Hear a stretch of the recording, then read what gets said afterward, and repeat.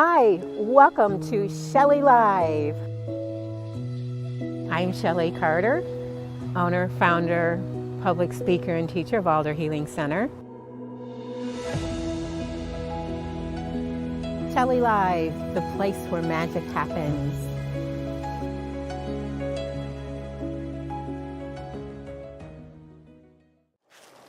So today we are at One Straw Community Garden here in Chicago.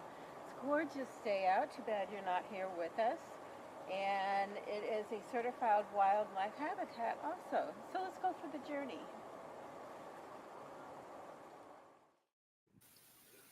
Good morning, good afternoon, good evening. I am Shelley Carter, your host today at Shelley Live. And I am really excited to have our guest, AnnaMaria Leon, with us. And it's really great and it's interesting because a lot of what we talk about, or I talk about with my clients, is about what are the best foods to eat and sustainability. And that's part of AnnaMaria's passion. So AnnaMaria Leon is a co-owner of Home and Grown, and also known as Love Blooms here, a social enterprise in the North Lawndale neighborhood of the west side of Chicago. So AnnaMaria, welcome to Shelley Live. Hi, thank you. Thanks for having me on. Oh, you're welcome. So what I'd like for you to do is take a few minutes to introduce yourself. How did you get involved? Did you know very early on that this was something you had a passion for or were interested in? So I'd like to hear from you. Yeah, let's see. So the other business that I have is also called the Permaculture Chicago Teaching Institute. Okay. And so what you saw in that video is what my specialty is forest gardening or food forests. And I think I did know very early on that I wanted to work with plants, especially in what we call edible landscaping. Okay. And so permaculture means permanent agriculture, permanent culture. And I know we're going to talk a little bit more about that in a little bit. But yes, I would say since I was 10 years old when my grandmother came to live with us from the Philippines. Mm-hmm. I always tell this story to my students or to other people where I lecture, is when we moved from the Philippines to Milwaukee, Wisconsin. Both my parents were doctors. Okay. And when I was 10, my grandmother came to live with us, and she looked around our suburban lot, and it was like, she said, what's going to happen to you all here if there's a war or if there's a famine? You know, because all we had were pine trees and hostas, which is still very much how many suburban areas are. And she came in and she planted fruit trees, and it was very magical for me. Because she not only did fruit trees, but she also did flowers and vegetables side by side, and everything she planted grew. Yeah. So that was the wonder that got like initiated in me. That's awesome. It seems like things like this does get passed down through the prior from the grandparents to the grandchild, and it's kind of like you're taken under the arm, and I love that because when you look at different cultures, and I'm part Native American, a lot of what the little ones learn is from the storytelling of our ancestors. So that's just so great. And what a great way to connect. Yes, very much so. You know, one of the things that I learned inside of my studies with my teachers from permaculture, is that it is that connection, like you were saying, between the grandparents and the grandchildren that really passes on that ancestral knowledge. And I asked, well, what about the parents? And what they said was, you can really see it in life cycles. Your parents are busy like maintaining the economics of the family. Yeah. And so the elders become the teachers of the generations. Yeah. And I see a lot of that has been broken right now. Yeah. And that wisdom teaching is really like what you were pointing to. Yeah, and that's so true. And it's like a lot of us don't live with our families close to us anymore. I'll say there are some cultures. It was interesting. I had a client come in the other day, and he's like, "Oh yeah, we bought all the houses on the block so that all of our kids can play together and we can support each other." And I'm like, "How cool is that? I never would have thought of that. I never heard of the word permaculture before." And it's like, okay, so what is that, and how does that work? And so I'm really glad that we had an opportunity to actually journey through. There's a film clip we're going to watch, and we'll talk about our journey through um, what you created and the different levels of that. So one straw community garden. So we'll talk while this is going on, Oh, because one yeah. of the things that I like is it shows the stumps of the trees, like everything that is out in nature you use to create with. So can you share about that with us? Yeah, so One Straw Community Garden is on the west side of Chicago in North Lawndale. Mhm. I've lived there now for 14 years. And, this is created in the permaculture design. So permaculture means permanent culture, permanent agriculture. And when you look at like societies that have stayed together, it's because they have their natural resources and they also have this community blending. And the moment that our natural resources are gone, like we don't have any more water or we don't have any more habitat. Sounds familiar? Sounds Sounding fam- familiar? Sounds familiar. Or we've got the tornadoes and the hurricanes. Yes. And when the weather changes, cultures move on. Like when you look at the longest lived cultures in the world through history, Hmm. they are very connected to their resources. So One Straw Community Garden was named after the One Straw Revolution for Masanobu Fukuoka. And in that book, um, he really discusses his journey on how he came to like what he called the do nothing method, where you're just egging on nature at the times when you're needed and leaving it alone when you're not needed. So it's kind of a very lazy way to garden, but it's also a very fulfilling kind of design. Now Um, you're saying lazy, but when I was there, it didn't look very lazy. I would And say I that guess there's that, like there's that season and time for everything, right? yeah, what you saw, I mean, that garden is like 12 years old now. Wow. And this year was, I probably spend 5 hours a year, really. After the third year, I spent very little time in that garden. And this year, I spent probably 20 hours this year because we renovated the bottom layer. Should I talk a little bit more about the structure of it? Yeah, sure. Okay, so, well, let me just say a little Well, bit. let me just say, Yeah. it's like for me walking through, it wasn't, because we're coming into fall. So there was no fruit to really see except all this beautiful greenery. So, yeah, so I'd like you to share more.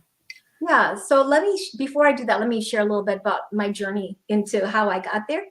Uh, so I was laid off from a pretty well-paying corporate job, and I said, "Oh, thank you," because I really wanted to start to contribute, the way I wanted to contribute in the world, which is like through garden design, and because I always noticed that's all that I would do on my breaks was look at different plants and look at different magazines. And so when they said they were laying me off, I said, this is perfect. So I took that time and I reinvented myself.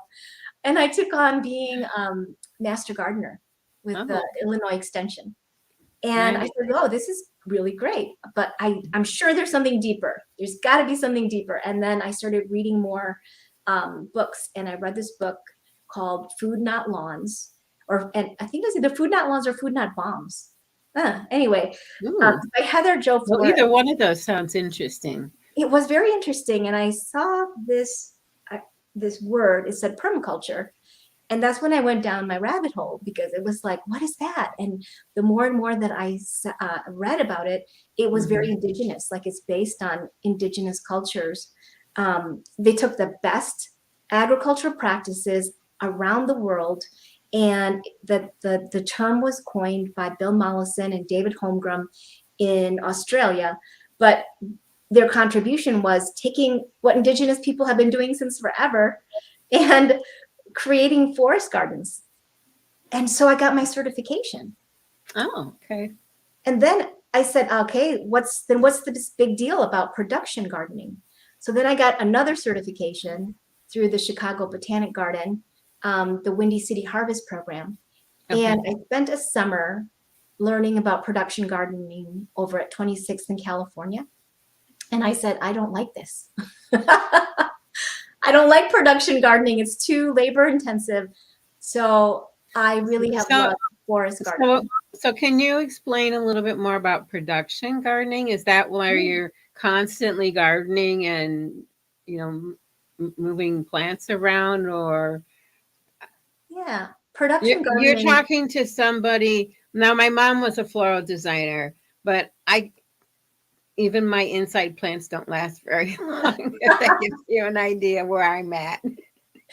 So production gardening is what you would term like market gardening. So you'd plant all beans and all corn and all tomatoes in rows. And there was some interplanting where you would plant maybe a basil with the tomatoes, but for ease of care and for ease of harvest, it was what we call monoculture crops, where you would plant one type of crop in rows.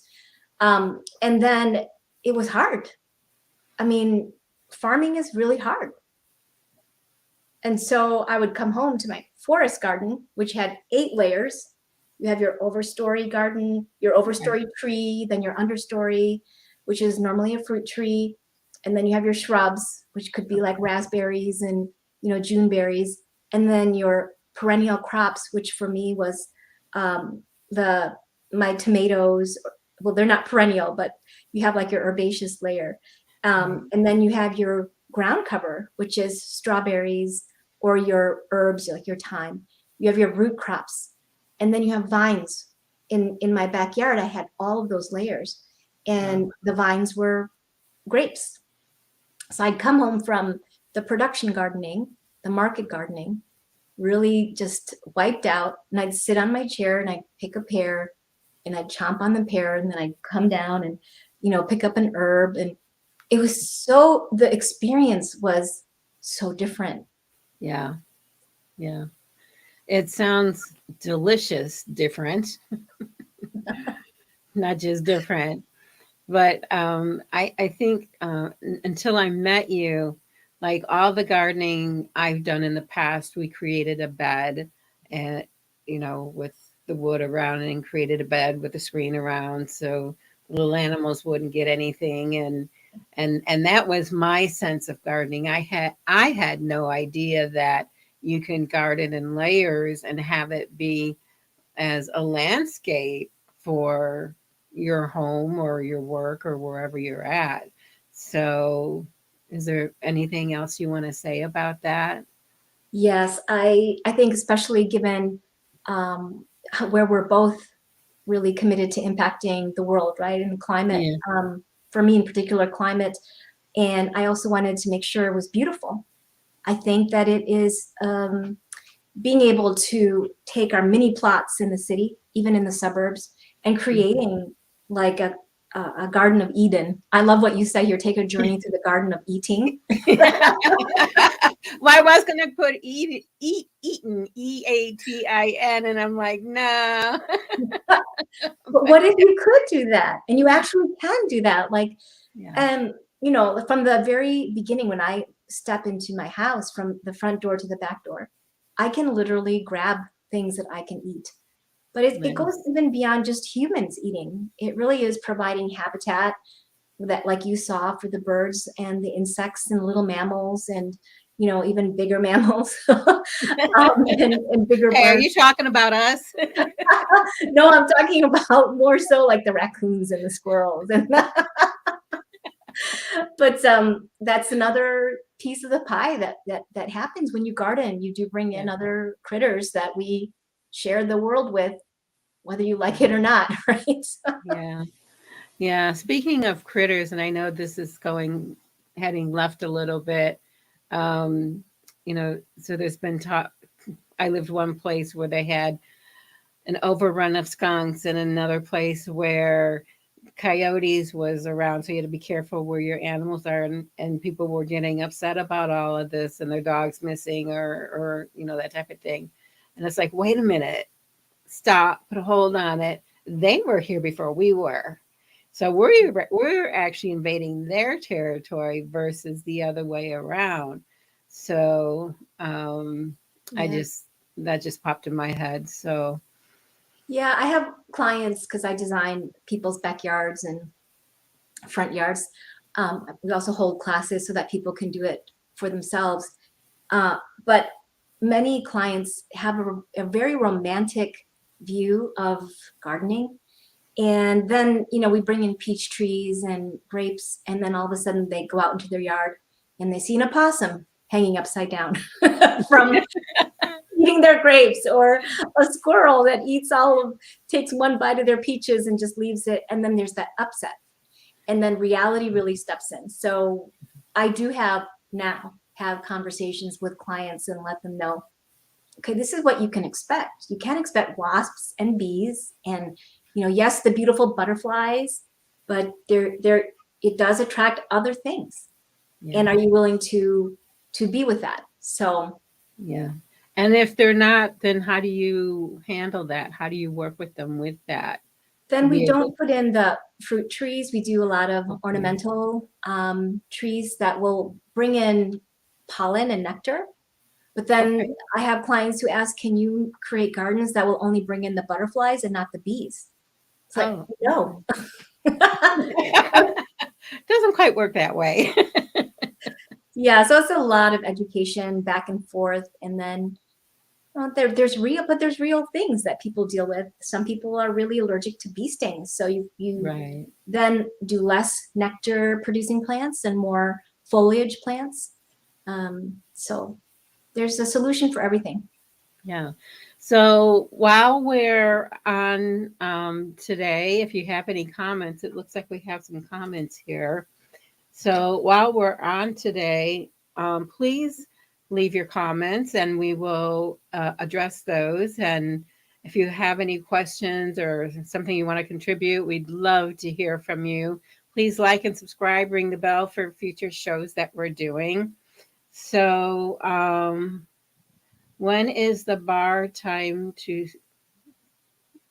I think you meant best. Probably. When is the best time to start a garden? Hit the bar first. You could drink while you're doing your garden, no worries.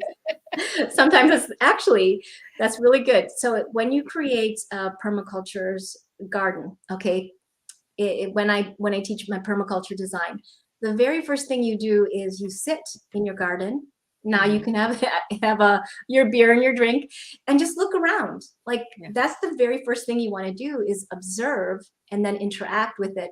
So oftentimes I will tell my students, don't go be in a hurry. Don't clear cut everything. Don't, take your chair out and a table and place it around in different areas of your garden. And where you think sometimes you want to be sitting is actually not the best place. One time I sat in my garden and I realized, oh, I'm looking straight into this person's bathroom. I was like, no, I don't want to do that. So I moved to a different spot thinking, okay, this might be nice, but it was too hot. Yeah. So again, that's really one thing you want to do, is just observe and interact. And right now actually is a really good time to do that, to start your garden. Once you figure out where you want to sit, if you have grass there, do you want to kill that grass? Do you want to keep that grass? And there's a lot of resources available to you presently, like the leaves that everyone is throwing out. I take those leaves. I'm like, thank you. And you even put them in a bag for me, so I don't have to do it. But I use that. I put cardboard on the ground Okay. where I don't want grass, and then I will water that cardboard, and then I dump all those leaves on top of the cardboard, and then I just leave it until spring, and that becomes my new garden bed. So it's really a good time right now because you're killing the grass that you don't want. So then that then becomes like your mulch, so to speak. Mm-hmm. So, okay. Well, that's interesting.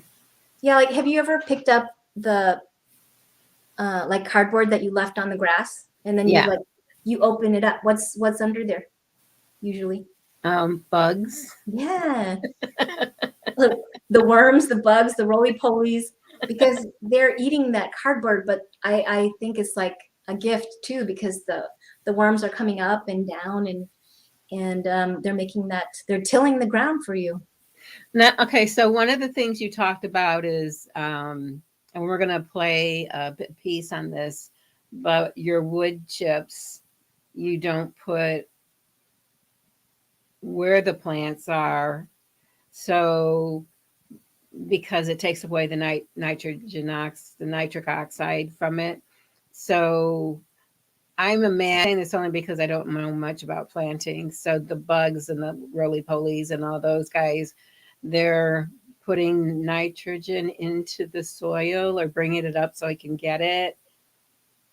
Well, they're doing a lot. So wood chips I put on the pathways because, like you said, it does take away nitrogen from the plants. And a lot of people will identify with fertilizer bags that say NPK, nitrogen, phosphorus, and potassium.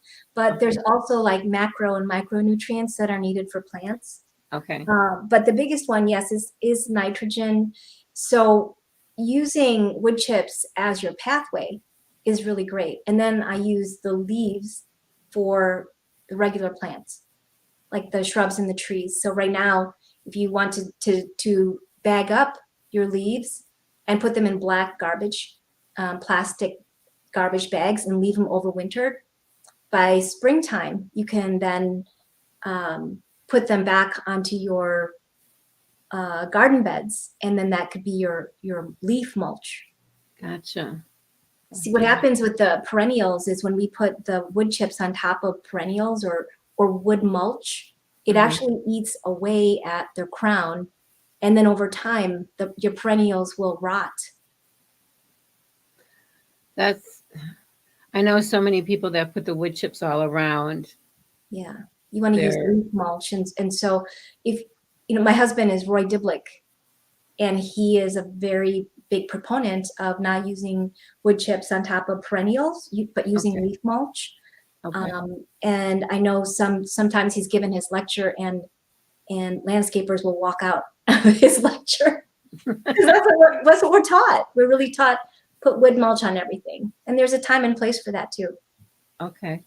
Okay. So we're going to take a minute and take a commercial break, and we're going to come back and talk more about the landscaping and the mulching, some history, and we'll be right back.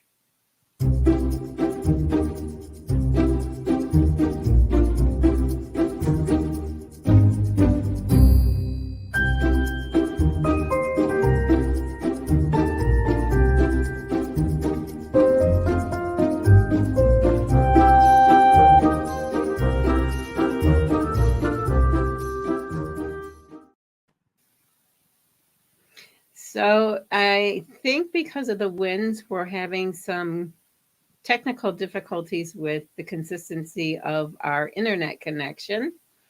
And welcome back. And so here at Alder Healing Center, we provide holistic healing for the body, for the mind, and the spirit.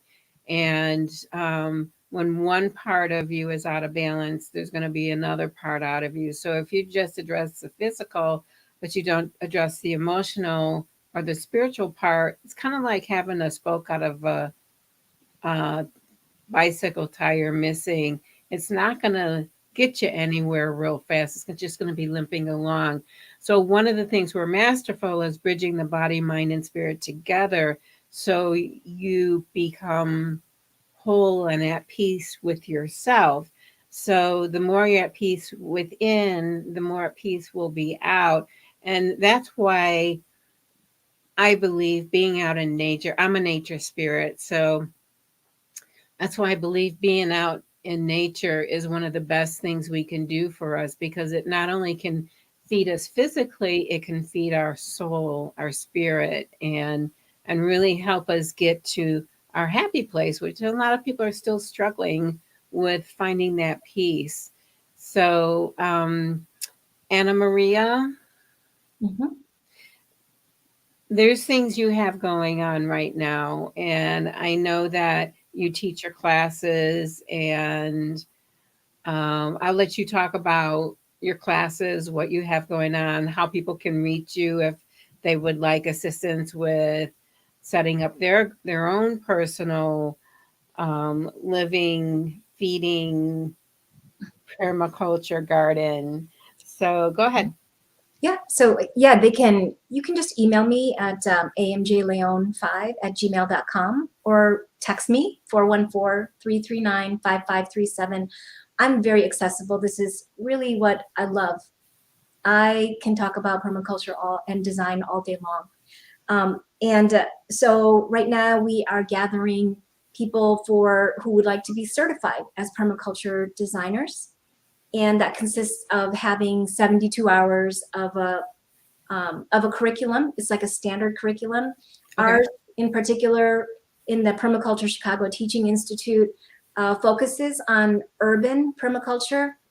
If you're looking for something called broadacre permaculture, we're definitely not the people for that. That's like for 2 acres or more.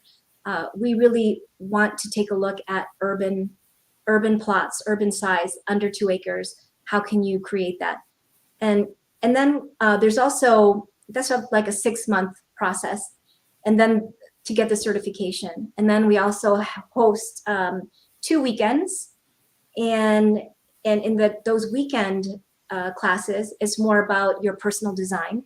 You'll get a working design for your garden, and then if you want to continue with that, we also have like consulting, because really I tell my clients, I am not fixed on anything here. This is your garden.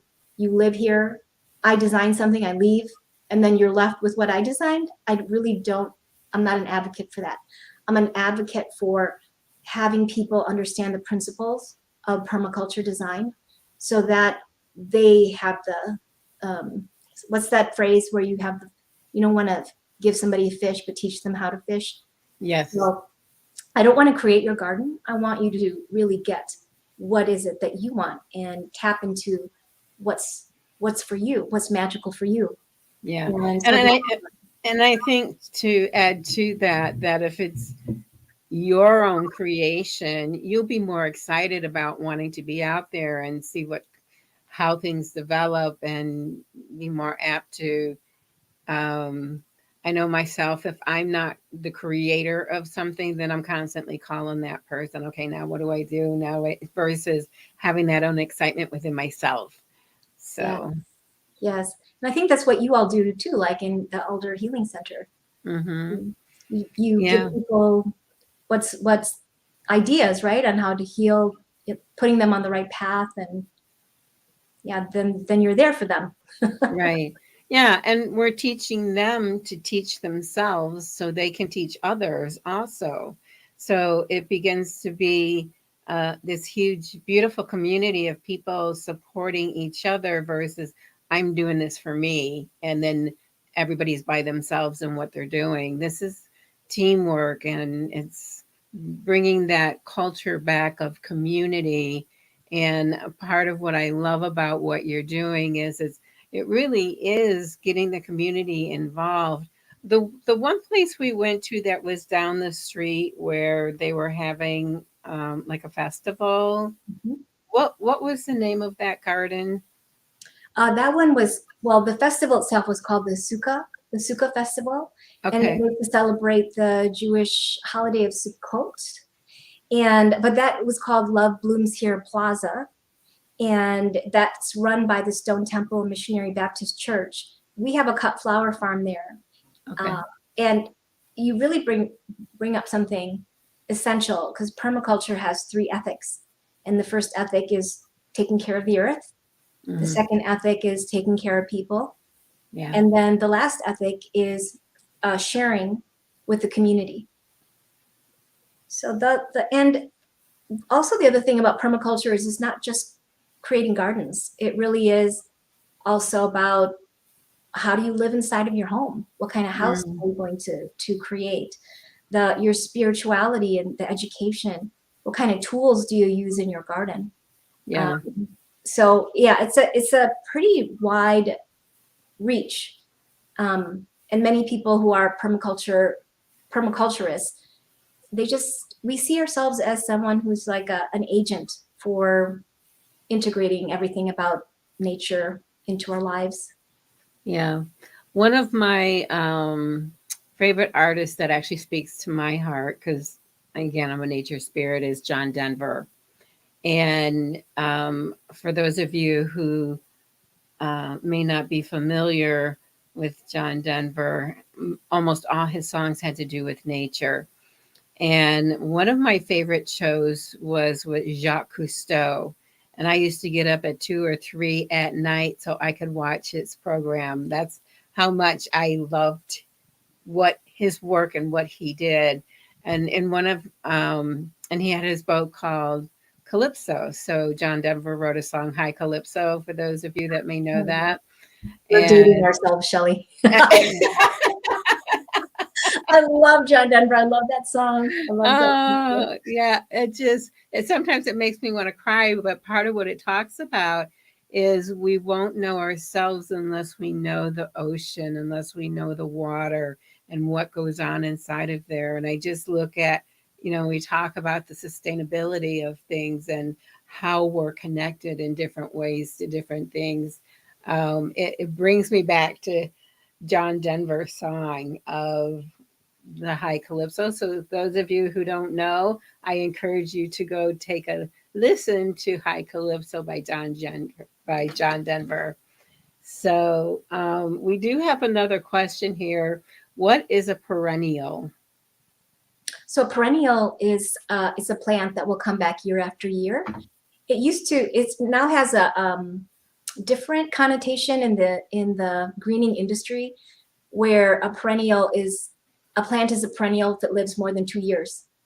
Whereas before, a perennial is like, no, it just comes back every year, like a hosta Mm-hmm. or Mm-hmm. those old mums, those daylilies that you can't really get rid of them. So that was a Yeah. perennial. And Yeah. so uh, you'll see different labels at the garden store. Some will say annuals, which means it really won't come back again for the next growing season. And then perennials will come back again. So Yeah. that's what a perennial is. Yeah.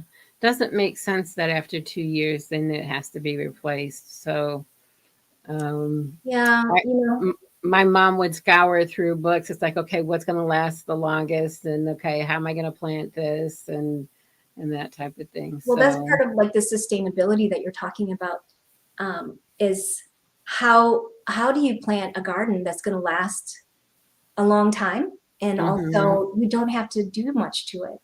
yeah, yeah, In forest gardening, you really, after the third year, you kind of let it go. There's very little that you do other than pruning. And if you want to look more about, there's a great video on YouTube by Ron Finley about urban gardens. Uh, okay. I don't know if you've ever heard of him. He calls I himself haven't. the guerrilla gangsta, the Okay, guerrilla gardener of LA. But it's pretty funny. Ron Finley, you should watch it. Finley, and he's okay. got a great TED talk. Yeah. Oh, okay. All right. I guess I'll have to look that up. Can I say one other thing about what we do connects with what you're doing in Alder Healing Center? Is that I think you're, like you said, the outside and your inside reflects what's going on the outside. And I think gardening really is and part of the well-being of a human being. Absolutely. And included in that is the quality of what you're putting inside your body. There's a piece that I wrote that's entitled Purify Your Soul with Herbs. And it's how one way to elevate your spiritual awareness is through the foods that you eat. Well, how do you get the richest, most potent foods to eat for sustenance? Um, to me would be your permaculture gardening, because one from what I'm hearing and gathering from you, one plant supports the other, which supports the other, which supports the other, and then you're getting, well, and I'm going to go back to the mulching. And I know there's many ways of mulching, but how the mulching actually feeds back to the earth. So when you do grow your plants, you're getting the best quality plant possible versus something that came from the grocery store and you don't know how long it's been sitting on the shelf or how long it's been sitting before it got on the shelf, and how organic is it really. And so it brings up all those questions for me. So I'd like to hear from those who are listening in. What are your thoughts on organic and growing fruits and vegetables yourself versus maybe going to the store or going without? And here's one thing I'll say too is I went on a mission trip to Ecuador. I fell in love with food for the first time because it's the first time I had a pineapple I could actually eat without the acid in my stomach. It's so, and things were picked fresh. I'm salivating right now just thinking about it. But everything we had was so fresh that it had such great flavor, and I had no idea food could actually taste that delicious. So imagine having your own perfectly, not perfectly laid out garden and all the 8 different levels where you're actually having food that's been enriched with nutrients from the earth itself and from, I'm just going to say to me that's sustainability of what you put in is what you get out, kind of like what you put in is what you get out. Yeah. Someone asked in the comments here, is eating city-grown stuff good for you? So let me just address something that's, like you just said about the food. It's the quality of the food that we put in our body.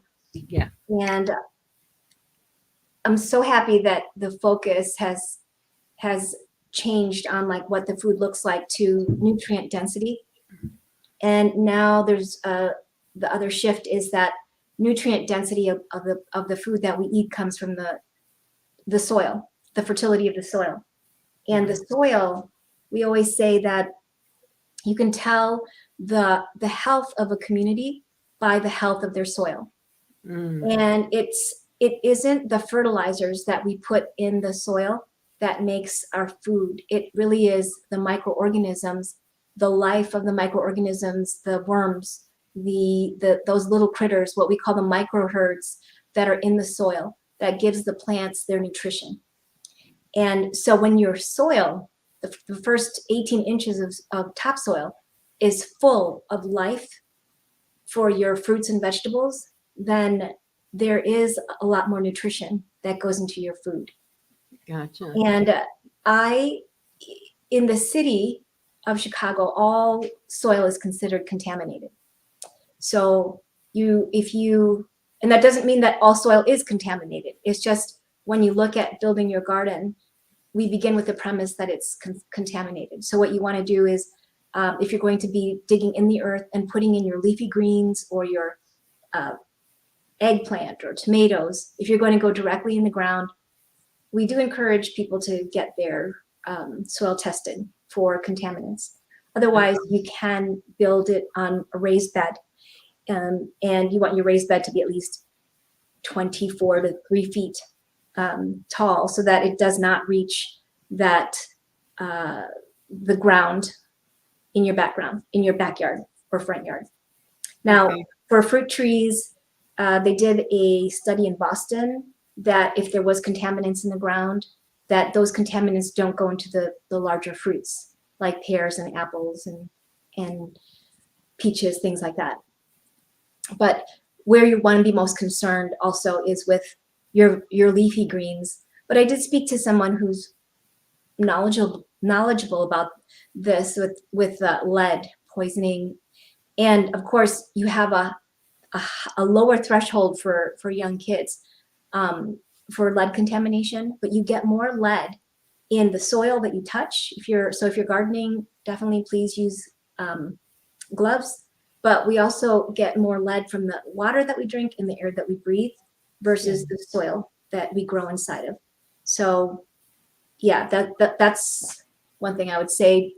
It's not that an emergency about the soil as much as the water and the air that we breathe and drink.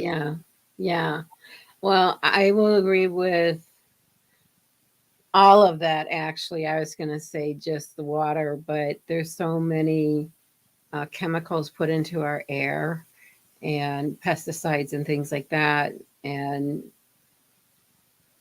at this point, we physically don't have anything we can do for that. And there are things we can do to, like you're saying, to keep the soil, I'm just going to use the word sustainable, or where we're getting a better crop of lettuce or tomatoes and things like that. So, and I think there is a place, Dr. Israel does soil testing. Yes. So if anybody's interested in learning more about that, please drop it in the box and we'll get back with you on that. So there's one more video I believe we're going to be going through. Was there anything else, AnnaMaria, you wanted to share before we go into our next video? There was something else. Someone just asked, where can I get uncontaminated soil? So if you go, so there is a standard for most like big box stores that should be uncontaminated soil, or like if you go to like a Lurvy's or Chicagoland Materials, they have to meet a standard called TACO, Taco 1, Taco 2. It's a standard that says that they're not getting their soil from contaminated areas. So you can pretty much count on that, or you can go to those landscape supply companies and ask them if they have that certification. It's TACO 1 or 2, and they should be able to provide that for you. Okay. Anybody else listening in have any other questions? I will say also that what you had just addressed about the air that we breathe, this is exactly why having a forest garden is so great.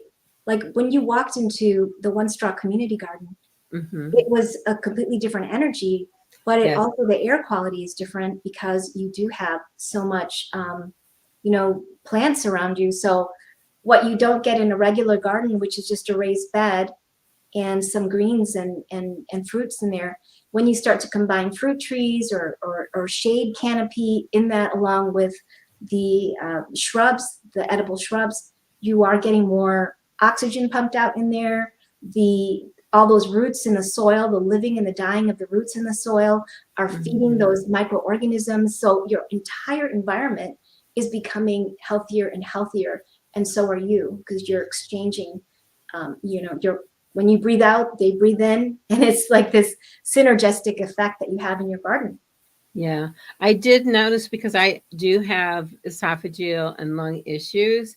So I noticed like an expansion of my ability to breathe when I was walking through, which might be part of why I had that shift.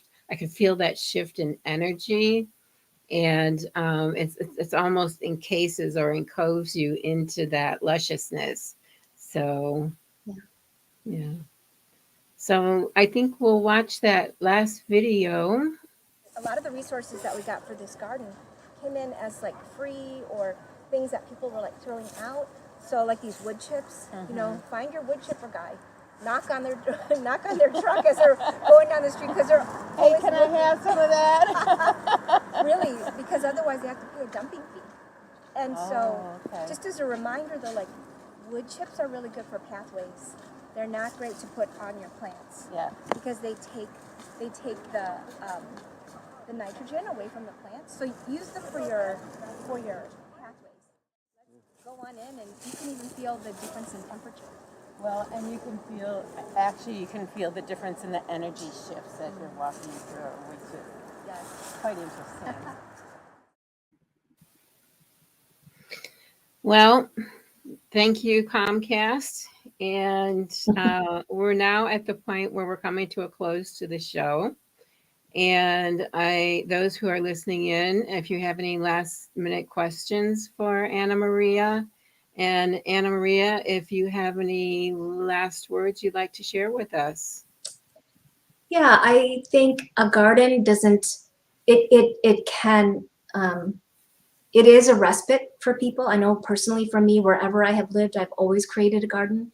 That's the very, it says essential as eating for me. It's like another living room, another living area. Yeah. So, and it doesn't matter when I rented, I created them. Now that I'm a homeowner, I get to have it be more established. But really it's an expression. It's a self-expression, and it's a way to give back to the earth.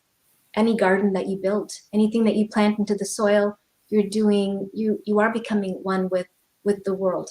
Yeah. And the opportunity to give back. So that's why I love this work, and I love creating gardens and having people discover it for themselves, like who they are. Yeah. Yeah. Well, I'm excited about your work, and we look forward to hearing more from you in the future, because I know there's more to come. And so we're going to thank everybody for being here today. I'm Shelley Carter, and this has been such a great, I actually learned a lot. So thank you, AnnaMaria. Thank you for having me. And so please subscribe, like, ring the bell, because we have more shows coming in the future. And if you have more questions, drop them down. We'll be watching and keep the dialogue going, and check out what you need, feel you need, want to do, feel like you want to get creative in a whole new way. Give AnnaMaria a call. Or email her. She'd be happy to help you out with that. So I thank you all for being here, and have a blessed day.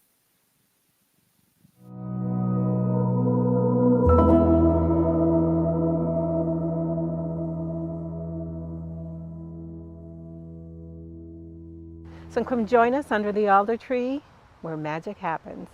630-328-3928. You can also reach us at info@alderhealingcenter.com to book via email, or you can go to our website at alderhealingcenter.com, book appointments there, and find out what else we're up to. So reach out to us today, 630-328-3928.